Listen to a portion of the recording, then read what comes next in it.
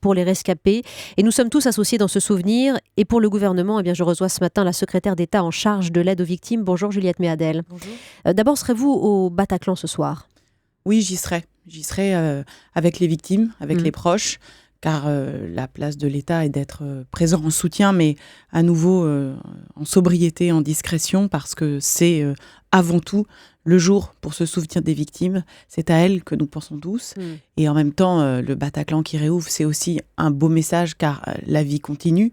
Et c'est aussi ça le rôle de l'État, c'est de faire en sorte que les conditions pour une reconstruction soient possibles. Bien sûr. Nous essayons de favoriser cette reconstruction. Votre soutien, votre appui, sans aucune tentative de récupération, avec demain le dévoilement d'une plaque commémorative sur la façade du Bataclan, et peut-être un monument en face aussi, décidé par la mairie. Est-ce que vous êtes favorable, vous, à ces traces de mémoire, Juliette Méadel ?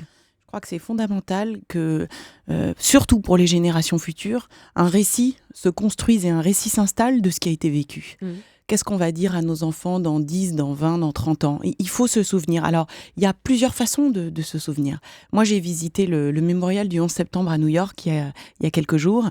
J'ai été fascinée parce que, d'abord, ça permet de revivre. Pour ceux qui, dans 10 ans, ne l'ont pas vécu, il faut revivre ces moments-là. Et surtout, ça permet d'expliquer, de comprendre et pourquoi c'est important pour que plus jamais ça n'advienne. C'est-à-dire que la mémoire, le passé nous permet de préparer l'avenir. Et je crois que vous allez évoquer même quelques pistes de monuments. Demain, au terme de ces commémorations, un groupe de travail se réunit sur le sujet.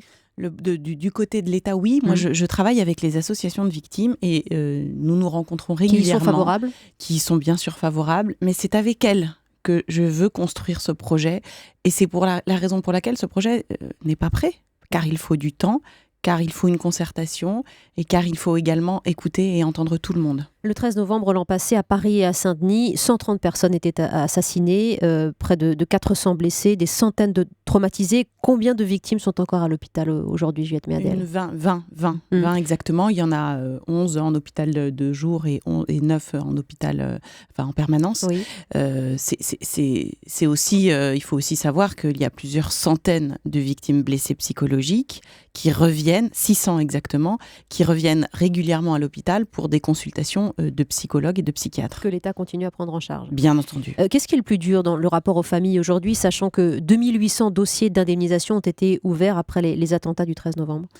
D'abord, ce qui est le plus difficile, c'est l'accompagnement dans cette période-là et après. Moi, ce que je veux, c'est que les victimes sachent que l'État sera avec elles tout le temps, présent, à leur côté. Je souhaite que nous installions cette politique d'aide aux victimes dans le temps et que après 2017, un service public de l'aide aux victimes soit pérenne, soit là, et deuxièmement, qu'il soit installé dans l'espace. C'est pour ça que j'organise une conférence internationale à la rentrée de janvier, avec tous les pays qui sont concernés, à la date où nous nous souviendrons de Charlie Hebdo et de l'hypercacher, c'est-à-dire le 9 et le 10 janvier. Et dans quel but ? Pour préparer cela. De mettre moyens aussi en commun, financiers ? Pour mettre des moyens en commun, pour avoir des objectifs communs, pour une déclaration commune avec les pays qui le souhaitent, parce que les victimes n'ont pas de frontières.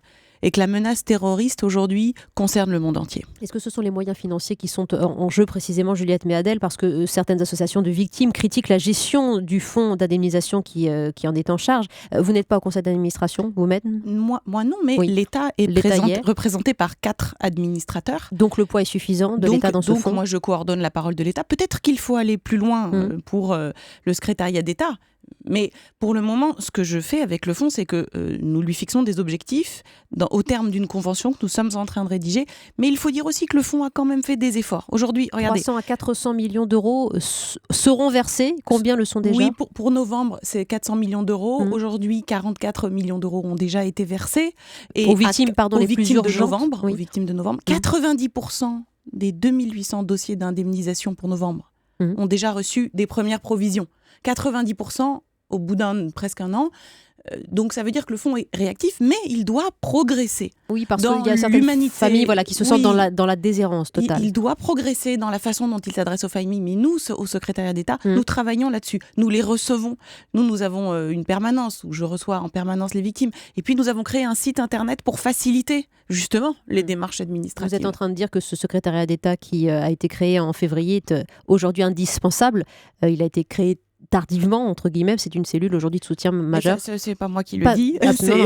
Non, mais je veux dire modestement, d'abord le Parlement l'a dit, une commission d'enquête parlementaire gauche-droite qui a dit qu'il faut pérenniser ce que nous sommes en train de faire. Et puis les victimes souhaitent que tout ce que nous avons permis d'obtenir, les frais de santé intégralement remboursés, les exonérations fiscales, plus de droits, doit perdurer juste à l'avenir. Juliette Méadel, je voudrais qu'on parle de cet appel lancé par 170 avocats dans un livre blanc, appel pour la reconnaissance du préjudice d'angoisse à ces victimes qui l'ont été pendant la prise d'otage, traumatisme des survivants, l'attente des proches qui sont restés sans nouvelles pendant très longtemps. Est-ce que vous êtes favorable à ce préjudice d'angoisse ? Je suis évidemment favorable à la reconnaissance de ce préjudice d'angoisse. Qu'est-ce que ça veut dire ? Ça veut dire que quand vous êtes menacé de mort, quand vous voyez la mort arriver, quand vous voyez la mort en face, ça crée un profond trouble psychologique, psychiatrique, qui peut ensuite avoir des répercussions sur la santé. Bien sûr, mais qui est extrêmement difficile à qualifier. Absolument. Et à proportionnaliser. Absolument, mais d'abord, ce qui est important, c'est de le reconnaître. Oui. Vous savez, c'est aussi psychologiquement important. Quand vous êtes victime d'un choc psychotraumatique, ça ne se voit pas physiquement. Et donc, les victimes peuvent avoir le sentiment qu'elles sont moins victimes que les autres. Or, ça n'est pas vrai. Ce qu'elles vivent, c'est tout aussi douloureux. Le fait de ne pas pouvoir dormir la nuit, le fait d'être assailli par les souvenirs de ce cauchemar qui se répète toute la journée. Chez certains, ça peut aller jusqu'à leur couper l'appétit et certains ne peuvent plus travailler. Mais donc c'est une souffrance qui doit être reconnue. On reconnaît que vous souffrez et on vous aide comment ? On vous aide notamment dans le cadre de votre indemnisation, bien entendu. C'est ça, la reconnaissance d'un poste de préjudice, ça veut dire que ça ouvre évidemment la voie à une indemnisation, mais qui doit faire l'objet d'un travail approfondi, car ça n'est pas simple. C'est évidemment pas simple. Mais deuxièmement, ça veut dire aussi qu'en termes de santé publique, il faut que l'offre de psychiatres, et c'est ce que nous essayons de faire, soit à la hauteur de ce trouble. On est prêt, on est à la hauteur justement de ces troubles, de ces enjeux. Pendant les attentats, de nombreux professionnels de santé ont déploré notre retard en la matière. Il faut progresser, c'est évident. Il faut progresser. Alors, en France, il y a un pourcentage, à peu près 10 à 15% de psychiatres qui sont formés au choc post-traumatique. Il faut sans doute aller plus loin. Et c'est un travail, évidemment, quotidien. C'est un travail de long terme. Mais vous savez, en discutant avec d'autres pays, j'étais aux États-Unis et au Québec, je me suis rendu compte qu'on a des progrès à faire, mais on n'est pas si mauvais que ça. Et la France n'a pas forcément à rougir de ce qu'elle fait. Elle doit progresser, mais nous avons aussi quand même en la matière un service public qui essaie de faire son travail au mieux. Juliette Méadel, merci. Secrétaire d'État en charge de l'aide aux victimes, vous qui serez ce soir au Bataclan en soutien aux familles et demain, bien évidemment, dès 9h au Stade de France pour les commémorations officielles du 13 novembre. Merci beaucoup et bon courage dans cette tâche d'accompagnement. À tout de suite avec l'essentiel de l'actualité. Et par ici les sorties, notre invité Franck Dubosc. Europe Weekend.